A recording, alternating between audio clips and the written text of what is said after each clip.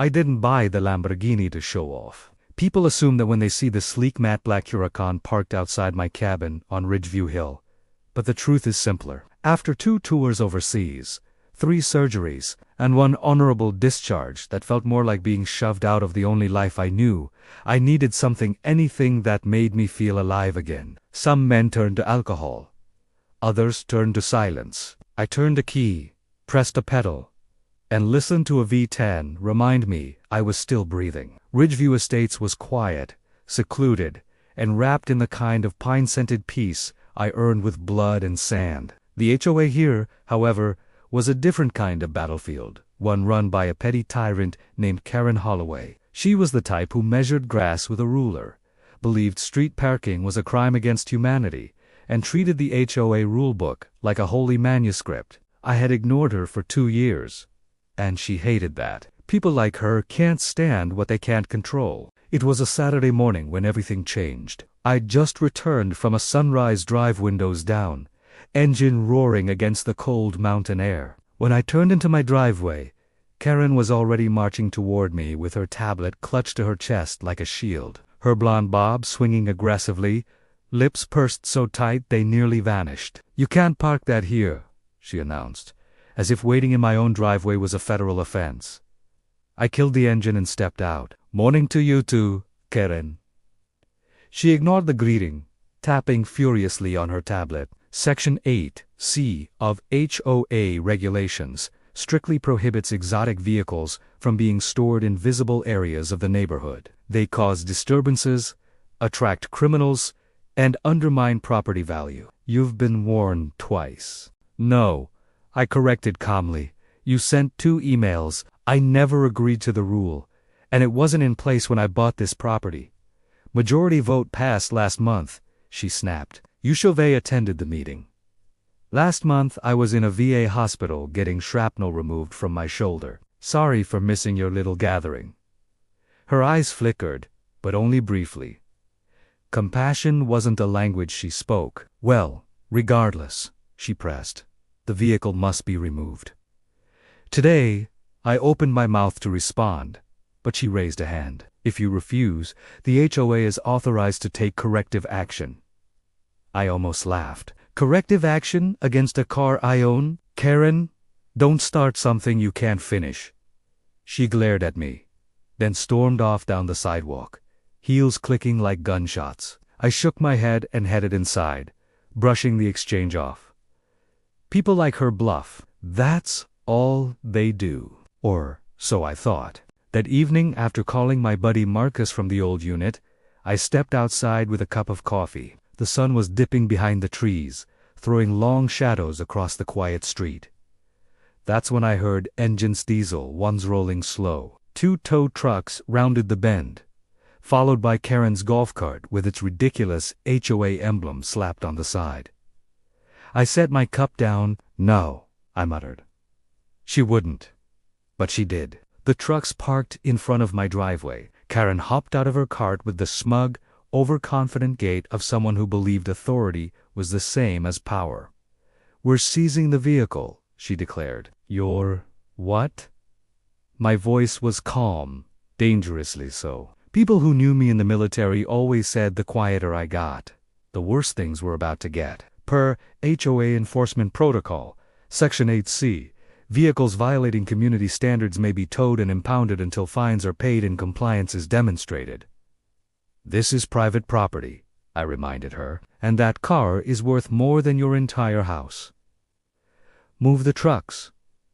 She raised her tablet. "You were warned." The tow truck operators stepped out. They weren't HOA volunteers. They were hired muscle. Big guys. The kind who lifted for power, not health. One of them smirked at me as he approached the Lamborghini. I walked forward. "Touch that car, and you'll regret it," Karen shouted. "He's threatening us." "Proceed." The first tow operator reached for the front wheel clamp, and that's when everything went to hell. He mishandled the clamp, deliberate or careless. I never found out tandem metal jaws scraped along the carbon fiber splitter, cracking it like thin ice. Before I could react, the second operator swung the lift arms under the car at a bad angle, scraping the underbody panel. The sound alone made my stomach twist. "Stop," I roared. Karen crossed her arms triumphantly. Too late.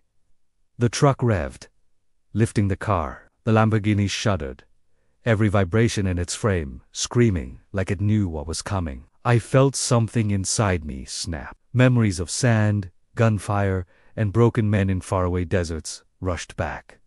I had never been someone to back down. And now, Karen Holloway had just made the biggest mistake of her life. The second the Lamborghini scraped against the lift, something inside me changed. Years of training, discipline, and controlled aggression boiled beneath the surface like lava ready to erupt. I didn't think I acted. I stepped forward, my hands raised, and my voice low but steady. "Back off." Now. The tow operators hesitated, sensing the intensity radiating off me. Karen's smug expression faltered just a fraction. "He's threatening us," she shouted again. But it had lost the bite it carried earlier. She could feel the storm she'd unleashed, even if she didn't yet understand it. The first operator adjusted the clamp nervously. The second glanced at his partner and muttered something under his breath.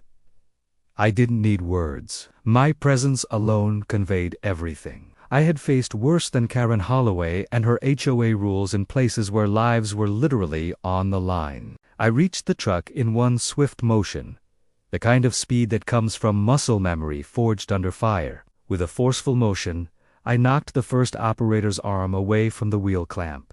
My grip iron. The metal scraped against the asphalt with a horrifying screech that made Karen flinch. I said, "Back off," I growled. "This isn't a negotiation." The operators froze, unsure if this man was civilian or some kind of military demon. And in that instant, I knew Karen's whole carefully controlled world was about to crumble. She took a step back, clutching her tablet like a lifeline. "Call the authorities," she screamed, her voice cracking with panic. "Do whatever you have to, but do it legally." I didn't bother waiting for police. I didn't need them. The first tow truck operator took a hesitant step back, but the second one lunged forward, trying to re-engage the lift arms. In a single motion, honed by years of combat drills, I sidestepped, grabbed his wrist, twisted it behind his back, and shoved him into the truck's side. The metal door rattled as he hit it, and he groaned loudly, clearly outmatched. Karen's scream reached a new pitch, panic coursing through every word. "You can't do this. This is illegal." I ignored her. Legalities meant nothing when my property was being destroyed. My car, my life's small sanctuary, had been violated, and she was about to understand exactly why you don't mess with me. The first operator tried again, but I pivoted. Grabbing a heavy wrench, I had leaned against the garage for maintenance, and held it in front of me like a weapon, though my eyes alone were enough to make him hesitate. He backed away slowly, realizing brute strength alone wasn't going to win. Karen, meanwhile, was retreating, heels clicking frantically as she backed toward her golf cart. "You'll pay for this," she shouted, trying to sound authoritative but failing entirely. I didn't respond. Words were pointless. She didn't know the kind of man I was, someone who had faced far worse, someone who had stared death in the eye more times than she could imagine, and survived. By the time the trucks backed down the street, I was standing in front of the Lamborghini, inspecting the scratches and cracks along the carbon fiber body. My heart still pounded, adrenaline surging through my veins, but there was also a cold satisfaction. Karen had underestimated me. She thought a few rules and hired hands could intimidate me. Instead, she'd triggered something she couldn't possibly control. I picked up the tablet she had dropped in her retreat and examined the Haas authority, shaking my head. It was all meaningless paper. When someone like her meets someone like me, all the rules in the world don't matter. I started thinking about what needed to happen next. Not violence, but consequences that would ensure no one in Ridgeview Estates ever dared touch me or my property again. By the time night fell, the neighborhood was quiet again, but the tension lingered in the air like smoke after a fire. I knew Karen would be plotting, scrambling to find a way to make herself feel powerful once more. Let her try. Every instinct, every memory, every scar told me that the moment she or her HOA dared cross me again, she would regret it. I leaned against the Lamborghini, running a hand over the scratches, already planning my next move. It wouldn't be loud or reckless. It would be precise, the way a soldier strikes when the time is right. And Karen Holloway, she would learn that you don't destroy what isn't yours, and you certainly don't underestimate someone who has survived war. The next morning should have started peacefully. Ridgeview Estates usually woke slowly, with the smell of pine drifting across the yards and sunlight warming the rooftops. But when I stepped outside, the neighborhood felt different, violated, hostile, almost staged. My mailbox was plastered with bright red violation letters like someone had emptied a stapler in a fit of rage. My trash cans, which I had neatly put away the night before, were dragged into the middle of my driveway. My garden gate hung open, dirt scuffed with fresh footprints. And taped right across my front door was an obnoxiously large orange notice screaming, "Final warning, immediate action required." Signed by Karen, in a sloppy, uneven rush. It didn't take a genius to figure out who did it all. I peeled the notice off, crushed it in my hand, and let the paper crumble between my fingers. This wasn't enforcement. This was retaliation. Sure enough, across the street she stood, arms folded, chin raised, like she'd just conquered a kingdom. "You did this to yourself," she called out, her voice echoing down the empty street, bold enough so anyone inside their home could hear and judge. I started walking down my driveway, slow and steady, the gravel cracking under my boots. "We need to talk, Karen," I said calmly. She rolled her eyes like my voice alone offended her. "There's nothing to discuss," she said sharply. "You assaulted my workers, interfered with HOA duties, and created a hostile environment. You think your military background gives you a free pass to act like a bully? This isn't some battlefield you can control with intimidation." I held my temper. "I stopped them from destroying my car. That's not assault." "You touched them," she snapped. "That's all I need. And don't expect me to listen to some dramatic trauma story you've rehearsed to make people pity you." The words stung not because I believed her, but because of the casual cruelty behind them. She didn't know a damn thing about me. She hadn't held dying friends in her arms or woken up gasping from memories she couldn't erase. To her, my past was a prop she could mock. Before I could answer, Rolanda, trembling HOA, treasurer, jogged toward her, clutching a stack of freshly printed papers. "Karen, the amendments."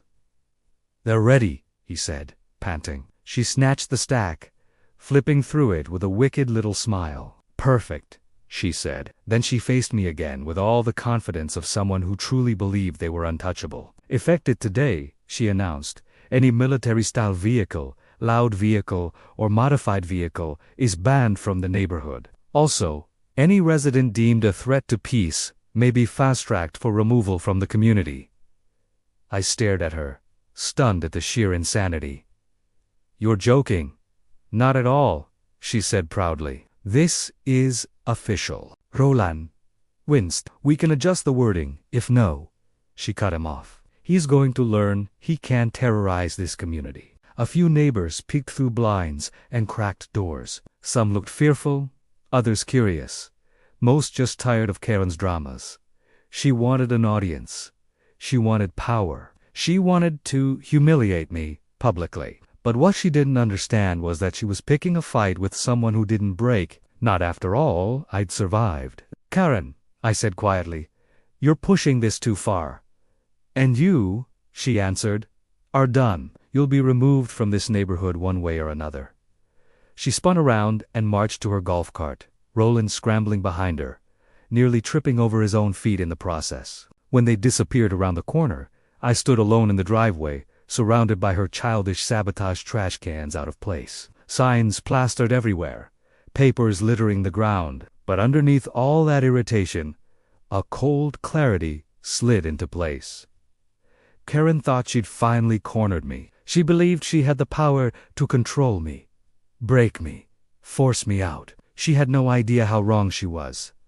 I wasn't going to argue with her. I wasn't going to chase her down. I wasn't even going to lay a hand on anyone. No, I was going to do something far simpler, far more effective, and far more devastating to her little empire. I pulled out my phone and scrolled to a number I rarely used but always kept ready. A man who understood the law better than Karen knew her own name. A man who had saved my life once and would happily help me end this HOA war without lifting a single weapon. Karen thought she'd declared victory. What she didn't realize was that I was just about to join the battle. I wasn't coming alone. By the time she understood who she'd provoked, it would be far too late for her to undo the damage. By morning, the neighborhood felt different, stiff, uneasy, as if the whole street had been holding its breath all night. I stepped outside with a cup of black coffee, watching HOA members whisper among themselves. They avoided my eyes, but their glances kept drifting to my house like it was a ticking bomb. Word had already spread about the vandalism, and the HOA board was scrambling to distance themselves from Karen. They had no idea how much I already knew, nor how much evidence I had quietly gathered. I wasn't just sitting back. Every shattered piece of my Lamborghini had been photographed, catalogued, and matched with fingerprints. I didn't need revenge. I needed justice. And justice was patient. Around noon, Karen strutted down the sidewalk, pretending everything was fine. But the panic behind her forced smile was impossible to miss. She kept checking over her shoulder, like someone was following her. I watched her from my porch, calm and silent. She hated that more than shouting. People like her thrived on control, and the fact that she couldn't predict what I would do next left her shaking. She tried to play it off when she passed by my property, tossing out a weak morning, but her voice betrayed her. I simply nodded. That one nod made her flinch. Later, the HOA board held an emergency meeting in the clubhouse. I didn't attend. They wouldn't dare invite me, but I had someone inside keeping me informed. A quiet resident named Lucas, a retired firefighter, slipped me updates through text. According to him, the boardroom was chaos. Karen kept denying any involvement, but several neighbors had already reported seeing her wandering around my driveway the night before the attack. Her excuses were so flimsy that even board members who once defended her were now distancing themselves. Fear was spreading inside that room like smoke in a sealed attic. They knew I wasn't just some homeowner they could bully. They knew I had military training, connections, and a reputation for following through. When the meeting ended, the board members scattered like spooked birds. Some tried to act normal, mowing lawns or watering plants, but every single one of them kept glancing at my windows. They didn't know that I was preparing a move far more calculated than any lawsuit. I planned to expose the whole network of violations and shady fees they'd been using to intimidate residents. Karen's attack on my car wasn't the beginning, it was the crack that revealed everything beneath. That evening, thunder rumbled low across the sky. The air grew heavy, charged, as if the storm knew what was coming. While lightning flashed in the distance, I sat at my kitchen table reviewing documents, emails, and video clips from neighbors who were ready to speak up. The community had suffered under this HOA for years. Now, they finally had someone willing to confront them head-on. Karen didn't know it yet, but the damage she caused to my Lamborghini was nothing compared to the damage I was about to deal to her entire empire of petty control. Rain pounded against the rooftops and streets, turning Ridgeview Estates into a slick, gray battlefield. By morning, the storm had left puddles in every driveway and scattered branches across the lawns. I stepped outside, hood up, boots sinking into the soaked gravel. Storms always sharpened my focus to chaos. The sound of wind whipping through trees, the cold sting against my skin. It reminded me of nights overseas, where survival depended on paying attention to every detail. And today, my instincts told me the HOA was about to make a desperate, foolish move. Sure enough, a pair of board members appeared, cautiously making their way down my driveway. Brad, the vice president, walked in front, clipboard clutched like armor. Behind him, Timothy the treasurer tried to maintain composure, adjusting his rain-soaked glasses nervously. Neither looked me in the eye. Their shoes splashed in puddles as they approached the ruined Lamborghini, now partially covered with a tarp. The tension radiating off them was palpable. They were used to bullying others, not facing consequences themselves. "Good morning," Brad said stiffly, voice tight. We need to discuss the situation." I leaned against the porch railing, arms crossed, giving him nothing. Which situation? I asked, forcing him to name it. The incident with your vehicle, he stammered.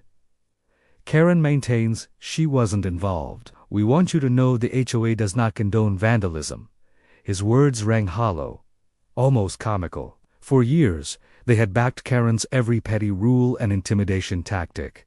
Yet now they spoke of condoning as if it absolved them. I studied both men carefully, noting Brad's nervous twitch and Timothy's death grip on the clipboard. You're not here to help, I said evenly. You're here because you're terrified of what happens if everyone discovers your HOA has been forging violations, harassing residents, and selectively enforcing rules. Both men froze, silence confirming my words. Before they could speak, Karen appeared at the end of the sidewalk, umbrella in hand, trying to shield herself, like a child hiding behind a toy. She marched forward, forcing a confident stride, though the tremor in her voice betrayed her. Why are you threatening the board? She demanded, eyes darting nervously between me and the two men. I met her gaze without flinching. Karen, I said quietly, but firmly, I'm holding all of you accountable. Every violation, every intimidation tactic, every act of harassment, everything has been documented. And you are going to fix what you broke, or this entire HOA becomes public knowledge. Her lips quivered. You can't. You can't prove anything, she stammered too quickly. The wind whipped the umbrella, forcing her to shift uncomfortably, and her words hung like a confession in the damp morning air. Brad and Timothy exchanged terrified glances, realizing that Karen's bluff had failed. The balance of power had shifted. Thunder rolled overhead, sharp and loud, cutting through the tense silence. Karen flinched, as if the sound itself had struck her. I stepped closer, deliberate and unhurried, letting her see exactly how serious I was. You wanted to control me, intimidate me, and destroy what was mine, I said. Now it's your turn to be afraid. The board members looked around, unsure of what would happen next. Karen tried to regain control, but the storm outside was nothing compared to the storm inside the HOA. By the time she understood that she had awakened a force she couldn't contain, it was already too late. The storm finally eased by late afternoon, leaving the streets glistening and the air thick with humidity. But inside the neighborhood, a different kind of tension clung to the atmosphere, one made of fear, avoidance, and whispers spoken behind closed blinds. After my confrontation with the board, the HOA members scattered like startled birds. Not one of them dared walk past my house. Even the usual morning dog walkers took alternate routes. I had become a storm of my own, and they had no idea how much worse it could get. I spent the next 2 days quietly preparing my next move. My kitchen table became a small war room, laptop open, files spread out, flash drives lined like ammunition. I had surveillance footage from my doorbell camera, timestamps, weather data, eyewitness statements from neighbors, and high-resolution photos of the damage done to my Lamborghini. But what I found in the HOA, as own public records, was even more damning. Hidden beneath routine memos and meeting minutes were discrepancies, fees that didn't match, citations issued without signatures, and emails leaked by frustrated residents complaining about Karen's abuse of power. Each clue built a clearer picture. The board wasn't just it was corrupt. On the third evening, as the sun dipped low and the sky turned orange, I received a knock at the door. When I opened it, Lucas, the retired firefighter who'd been quietly helping me, stood there holding a folder. His eyes darted nervously around the street before he stepped inside. "You're going to want to see this," he said. He placed the folder on the table and opened it to reveal a printed email chain between Karen and the rest of the HOA board. In it, Karen explicitly encouraged them to look for any reason to cite me, suggesting fabricated violations and even mentioning my service background in a mocking tone. One sentence stood out like a flashing alarm. "People like him need to be reminded who's in charge here." I felt a coldness in my chest, not anger, not yet, but a sharp clarity that only came from experience. I'd seen this kind of arrogance before. Leaders who believed power gave them the right to crush others. Karen wasn't new to me. She was a civilian version of the same tyrants we dismantled overseas. Except her battlefield was a suburban neighborhood, and her victims were harmless homeowners. "This is enough to expose everything," Lucas said, voice low. "The community will back you. They're tired of her." I nodded, grateful for his loyalty. He wasn't a man who liked conflict, but he hated injustice even more. Later that night, I compiled the evidence into a clean digital file labeled simply HOA Corruption Report. I backed it up on multiple drives, uploaded it to a secure cloud, and prepared copies I could hand to residents, the state HOA commission, and if necessary local news stations. Every step was deliberate. I had no interest in theatrics. I wanted accountability. The next morning, I walked outside to find a note taped to my mailbox. No name, no signature, just trembling handwriting that read, "Stop digging. This is your only warning." I read it twice, then calmly folded the paper and slid it into my jacket pocket. Warnings don't work on men who survived real war. Karen had officially escalated the conflict hand. Now the battlefield was mine. By the next morning, the entire neighborhood felt electric, as if everyone was waiting for something to happen. I stepped outside, checking the Lamborghini one last time. The scratches and dents no longer angered me. They were trophies of the storm Karen had started, and proof that her arrogance had limits. From across the street, I noticed her pacing, phone pressed to her ear, whispering frantically. Her carefully maintained composure had completely collapsed. For the first time, the queen of Ridgeview Estates looked like someone who didn't know what to do. I didn't need to approach her. I let the situation play out. A few minutes later, several residents emerged from behind curtains, watching her with curious, cautious eyes. They had always seen her as untouchable, but now she was panicking, muttering threats, calling the board members, and trying to orchestrate some response. Every second she spent on the phone, her panic became more visible. I watched her shoulders tense, her gestures sharp, as though the weight of her own schemes was collapsing under her. Inside my house, I started distributing copies of the HOA corruption report to a few trusted neighbors. Lucas and I had compiled everything: the falsified notices, the emails, the surveillance footage, even Karen's own messages encouraging harassment. It was meticulous, irrefutable, and damning. By noon, whispers were spreading. People came forward, quietly but urgently, to confirm what they'd witnessed. Karen overstepping, bullying, fabricating violations, and now trying to cover her tracks. The board members looked increasingly guilty, shuffling papers, avoiding eye contact, pretending to be neutral. But neutrality wasn't possible anymore, not with so many witnesses and documented proof. By the afternoon, Karen realized she had lost control. She stormed down the street to confront me, umbrella dripping in the warm sunlight. "This is harassment," she shouted, trying to sound authoritative, but her voice faltered under the weight of all eyes on her. I met her gaze calmly, unwavering. "No, Karen," I said. "This is accountability. You destroyed property, intimidated residents, and broke every rule you claimed to uphold. The rest of the neighborhood is finally seeing who you really are."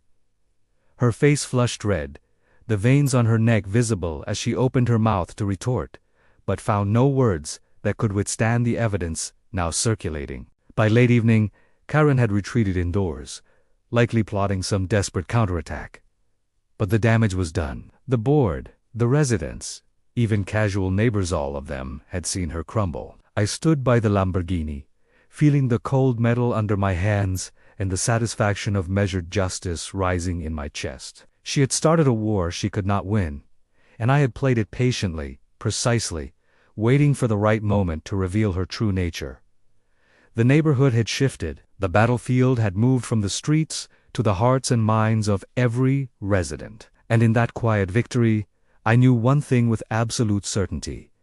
Karen Holloway had underestimated me, and she would never recover from it. By the following morning, Karen was a shadow of the confident HOA tyrant she had been. Word of the evidence I had compiled had spread quietly but effectively, and whispers among neighbors were turning into conversations behind closed doors. I could see her from my porch, pacing in front of her house, phone pressed to her ear, repeating the same frantic phrases over and over. Every few minutes, she would glance toward my property, eyes narrowing, panic rising like a storm cloud she could no longer control. The irony wasn't lost on me. She had spent years asserting power over everyone else, yet now, all of Ridgeview Estates could see that she was powerless. I didn't confront her. I didn't need to. Instead, I focused on ensuring the evidence reached the right hands. By mid-morning, I had emailed secure copies of the HOA corruption report to the state HOA commission, a few investigative journalists known for exposing neighborhood abuse, and several local lawyers with experience handling civil harassment cases. Each copy included detailed documentation, photographs of my Lamborghini, timestamps from surveillance cameras, emails between Karen and board members, and statements from residents who had witnessed her intimidation tactics. Once the files were sent, there was nothing more to do but wait. Patience was my ally. Karen, in contrast, had nothing but frantic, impulsive energy. By noon, the first reactions were coming in. A few residents came over, cautiously at first, confirming their willingness to speak up. Others sent messages quietly, apologizing for having stayed silent before. It was clear the tide had shifted. Karen's attempts to control the narrative were failing. The board members she had relied on for cover were now sidestepping her, fearful of their own accountability. I watched as she tried to regain control, barking orders at anyone who would listen, only to be ignored. She was panicked, desperate, and her usual tactics of intimidation had no effect against the combined weight of evidence and public scrutiny. Later in the afternoon, I received a call from the state HOA commission. Their voice was formal, professional, and direct. "We've reviewed the documentation you submitted," they said. "We are launching an official investigation into the Ridgeview Estates, specifically regarding Ms. Holloway's conduct and potential violations of state statutes concerning property rights and harassment." I listened calmly, letting the words sink in. Karen had triggered a chain reaction she could no longer stop. The threat of legal action, public exposure, and community backlash was now fully in motion. By evening, Karen had barricaded herself inside her house. Neighbors whispered behind closed doors, some glancing at her windows, others coming over to check on me, quietly offering solidarity. The power she had wielded for so long had dissolved in a single week. I walked down to my Lamborghini, running a hand over the scratches she had caused. Every mark, every dent, every crack in the carbon fiber reminded me of how carefully measured patience could turn chaos into justice. Karen had tried to destroy me, to intimidate me, and to assert dominance over a man she thought she could control. Instead, she had set in motion her own downfall, and there was nothing she could do to stop it. By the time night fell, Ridgeview Estates was silent. But the silence was different. It was tense, expectant, and filled with the awareness that the balance of power had shifted. Karen Holloway, once feared and untouchable, had lost her grip completely. And from my porch, watching the neighborhood I had defended with vigilance and patience, I knew the next moves would be hers, and they would only reveal how thoroughly she had underestimated me. By mid-morning, Karen's panic had escalated into reckless action.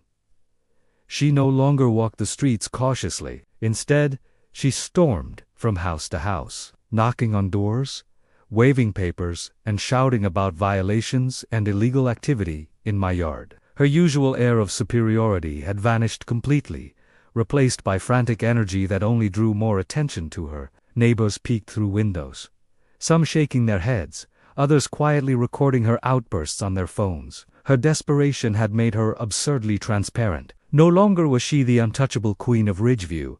Instead, she was a woman cornered by the consequences of her own arrogance. I stayed inside, observing quietly. I had no need to confront her directly. Every move she made was evidence of her instability. Every outburst a self-inflicted confirmation of what the documents already proved. The HOA board was scrambling behind her, attempting to placate residents and spin her actions as isolated incidents. But the damage was done. Each frantic knock on a door, each shouting match, only amplified the reach of the evidence I had already distributed. The community was awakening to the truth.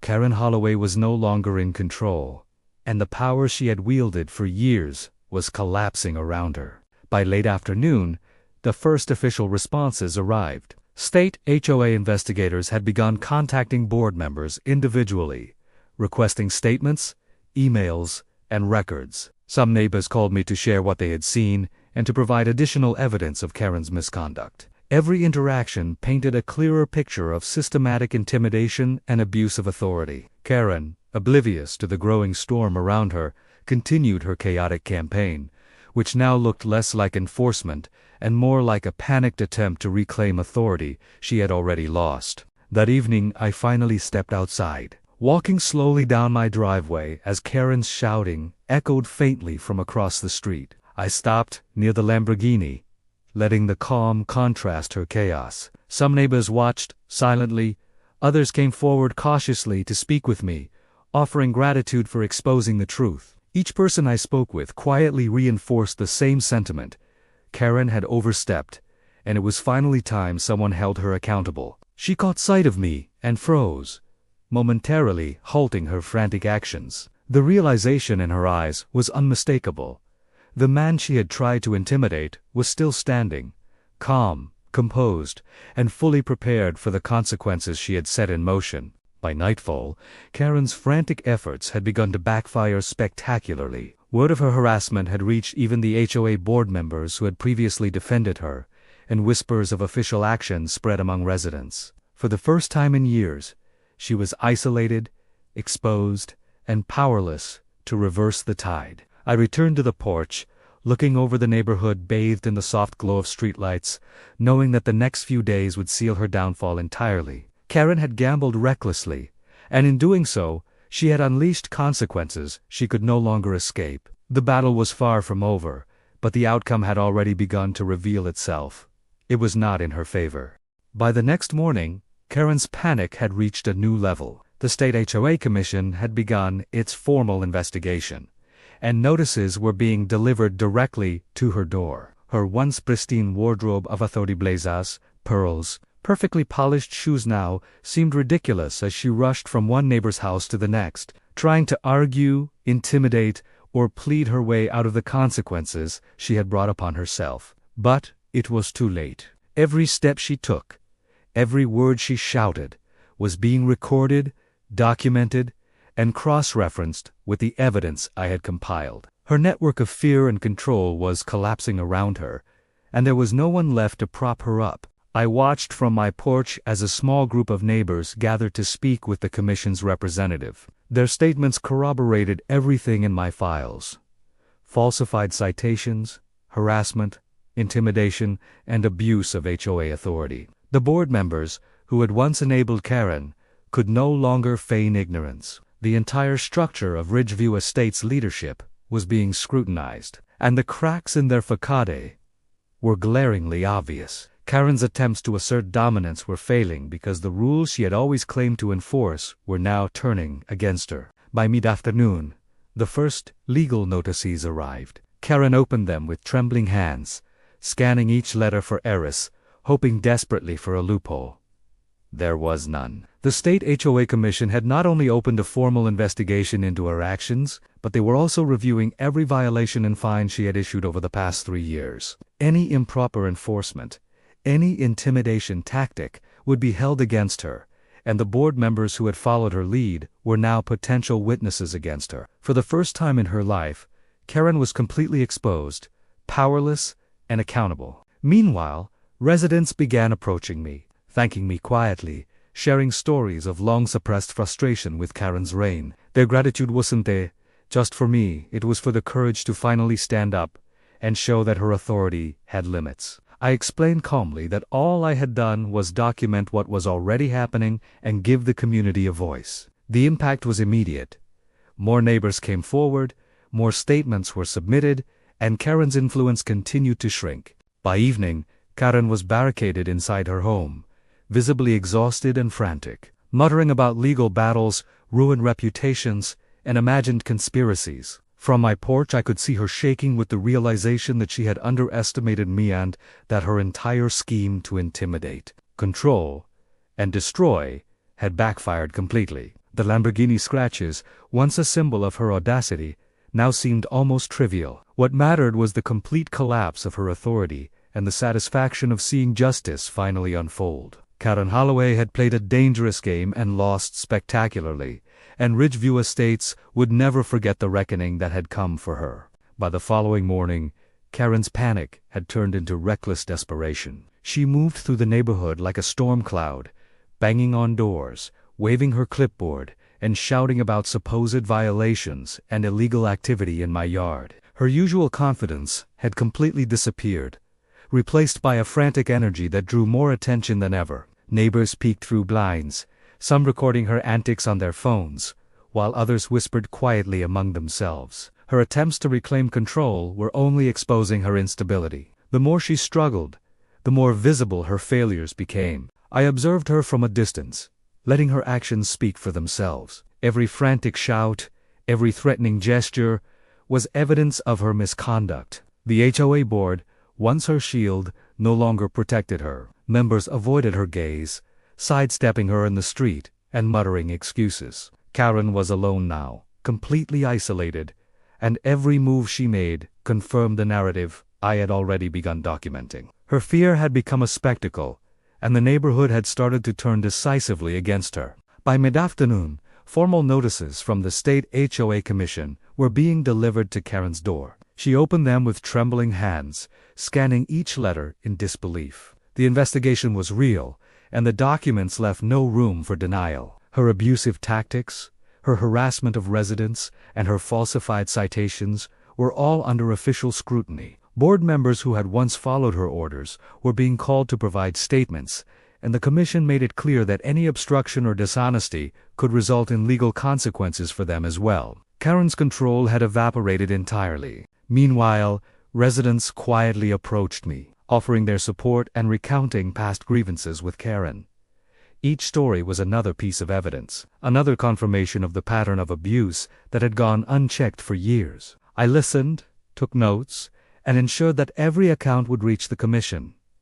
With each neighbor who came forward, Karen's panic deepened. She tried to bark orders at her remaining supporters, but the power she had long wielded was gone. Her authority had no foundation left. It rested entirely on fear, and fear had turned against her. By evening, Karen had retreated to her home, slamming doors and muttering frantically about lawsuits and conspiracies. From my porch I could see her pacing, exhausted and defeated. The Lamborghini scratches, once a source of anger, now seemed symbolic of her overreach. Her audacity to challenge someone who wouldn't back down had led to her unraveling. Ridgeview Estates had witnessed her collapse, and the community was finally awakening to the truth. Karen Holloway's reign of intimidation had ended, and the consequences she had tried so desperately to avoid were now unavoidable. By the following morning, the state HOA commission had begun formally reviewing every document, email, and statement I had compiled. Karen's frantic attempts to regain control had drawn attention from beyond the neighborhood. Legal advisors were now involved, and board members were summoned individually for interviews. The atmosphere in Ridgeview Estates had shifted completely. What was once Karen's playground of intimidation was now a neighborhood under scrutiny, with residents quietly observing the unraveling of the person who had once ruled them with fear. I watched as the HOA board convened an emergency meeting inside the clubhouse. For the first time, Karen was not in charge. Board members, previously loyal to her whims, now spoke with caution and measured words. They acknowledged mistakes, admitted oversights, and even expressed regret for allowing her abuses to continue. Karen, meanwhile, paced outside the clubhouse like a caged animal, trying to be heard through the glass doors but failing. Her authority had evaporated entirely. She shouted, gestured, and begged for intervention. But the board had shifted allegiances, prioritizing compliance with the commission and avoiding personal liability. By afternoon, official notices arrived at Karen's door, detailing the scope of the investigation and the potential consequences she faced. Improper citations, harassment of residents, and abuse of HOA authority were all being formally recorded. The letters were precise, unemotional, and damning. Neighbors watched from their windows, some discreetly taking photos, others whispering support for the process finally underway. Karen's world, once carefully curated, had begun to collapse under its own weight. Every outburst, every frantic attempt to intimidate someone, was now part of the evidence against her. I spent the afternoon speaking quietly with residents, ensuring they knew how to document their own experiences if needed. Their confidence grew with every interaction. Karen's panic, which had once seemed merely theatrical, now radiated genuine fear. She realized that legal consequences were inevitable, and public exposure was unavoidable. The power she had clung to for years, control over rules, fines, and fear, was gone. Every person she had tried to intimidate was now empowered, and every move she made to regain authority only confirmed her instability. By evening, Karen was confined to her house, unable to rally any allies, isolated and desperate. The neighborhood had witnessed the full scope of her actions, and the commission had all the evidence required to proceed. From my porch, I looked at the Lamborghini, running a hand over the scratches she had caused, and smiled quietly. Her reckoning was complete, and justice was being enforced not through threats, but through meticulous preparation, patience, and accountability. Karen Holloway's reign of terror was finally over, and Ridgeview Estates would never forget the consequences of underestimating someone willing to stand their ground. By the next morning, Karen's desperation had reached its peak. The neighborhood watched from behind curtains as she rushed from house to house, attempting to salvage her reputation, plead her case, or intimidate anyone who might speak against her. Every movement was clumsy, every gesture desperate, and every word she shouted was recorded by neighbors on their phones. Her previous aura of power and control had completely disintegrated. For the first time, Karen Holloway was universally recognized for what she truly was: a woman who had abused authority and had no one left to protect her. I stayed inside, observing silently. There was no need for confrontation. Her own actions were delivering the proof needed for accountability. By mid-morning, more neighbors had come forward to provide statements and documentation to the state HOA Commission. Photographs, videos, and first-hand accounts filled the files I had already submitted. Each report reinforced the narrative. Karen had acted recklessly, harassed residents, and misused HOA authority repeatedly over the years. Her frantic behavior only strengthened the case against her. By early afternoon, the HOA board convened another emergency session. This time, Karen was not allowed to attend. Board members spoke cautiously but firmly, acknowledging her pattern of abuse and outlining corrective actions that would protect residents from future intimidation. They began drafting official fines, suspensions, and mandatory training for Karen, measures that would restrict her power permanently. Karen's frantic pacing outside became more pronounced, her shouts increasingly incoherent. Even her former allies no longer defended her. She realized the walls of the neighborhood she had dominated for years were closing in, and there was no escape. By evening, the first public notice was posted.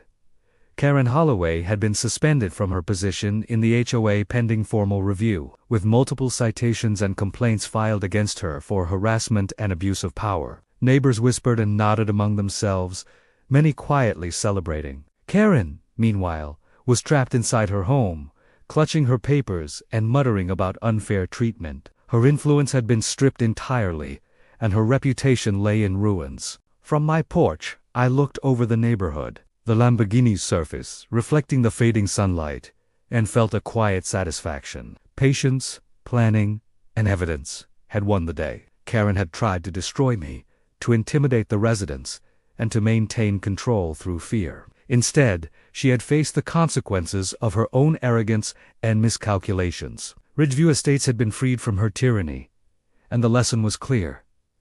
No one could bully, intimidate, or act above the law without facing the reckoning that inevitably follows. Karen Holloway had been defeated, publicly humiliated, and made accountable, and the neighborhood would never again underestimate the consequences of unchecked power. By the following morning, the full scope of Karen's downfall had become undeniable. The state HOA Commission had compiled all evidence, from my detailed files to the testimonies of residents, into a comprehensive report that left no room for denial.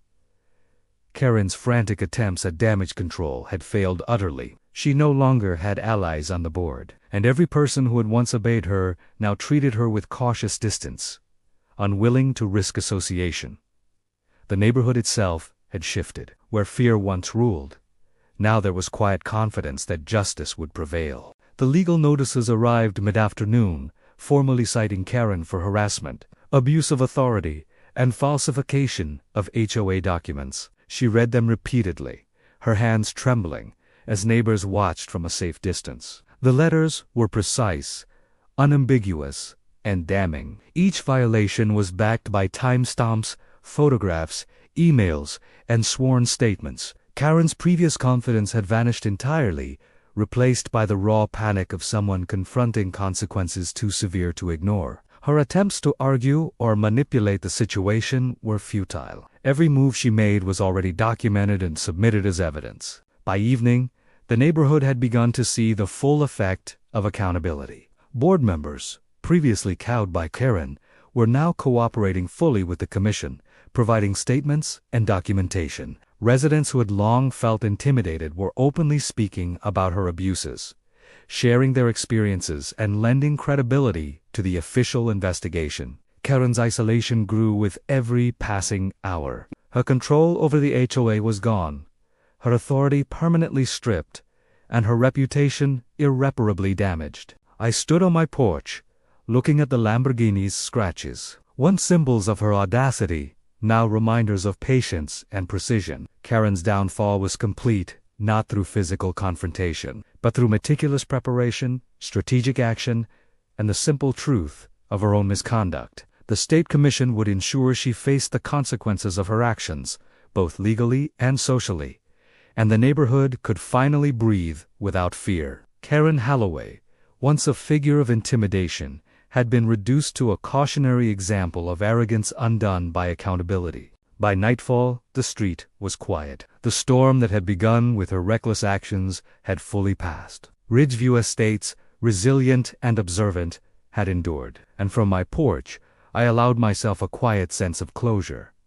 Justice had been served, and the neighborhood had reclaimed its peace. By the following morning, Karen Holloway's presence in Ridgeview Estates was nothing more than a cautionary tale. The HOA Commission had completed its review, issuing formal penalties that included suspension from her role, fines for harassment, and a mandate to attend professional training on ethical conduct. Her reputation lay in ruins. Board members who had once followed her lead were now fully cooperating with the commission, ensuring that any lingering issues were addressed, and the neighborhood collectively breathed easier, knowing the era of fear was finally over. I spent the day walking through the streets of the community, greeting neighbors who had quietly supported me from the beginning. Children played in yards that had once been tense and silent, and homeowners spoke freely, no longer afraid of reprisals or fabricated fines. The environment that Karen had poisoned for so long was slowly returning to normal. People thanked me in hushed tones, sharing relief and disbelief that someone had finally stood up to the tyranny they had endured. Yet I didn't boast. I knew that true victory wasn't in recognition, but in restoring balance and protecting the community. The Lamborghini, now repaired, gleamed in my driveway, a symbol of endurance, and measured justice rather than arrogance or revenge. Every market boar reminded me of Karen's audacity, her failed intimidation, and the meticulous patience it took to bring the truth to light. She had tried to destroy me, to control others, and to enforce her dominance through fear. But her schemes had collapsed under the weight of evidence, strategy, and resilience. The community had witnessed the consequences of unchecked arrogance and learned a lesson in accountability that would endure far longer than her fleeting power. By evening, Karen's house was quiet. No threats, no shouting, no frantic running from door to door. She had been neutralized, both socially and legally. Her influence permanently stripped. The street, once tensed with unease, was alive with calm energy and cautious celebration. I stood on my porch, taking in the neighborhood the restored peace, the smiling faces, and the feeling that justice, patience, and strategic action had prevailed. Karen Holloway's reign of intimidation had ended completely. Ridgeview Estates had survived, stronger than before, and the lessons of her downfall would be remembered by every resident who had dared to witness the reckoning. In that moment, I felt a quiet satisfaction. Victory had not been loud, it had not been violent, it had been calculated, precise, and inevitable. Karen had underestimated me, and in doing so, she had ensured her own downfall. The community was restored, the neighborhood safe, and my name, once challenged and threatened, now stood as a reminder. Those who abuse power rarely escape the consequences, and patience, evidence, and courage always prevail.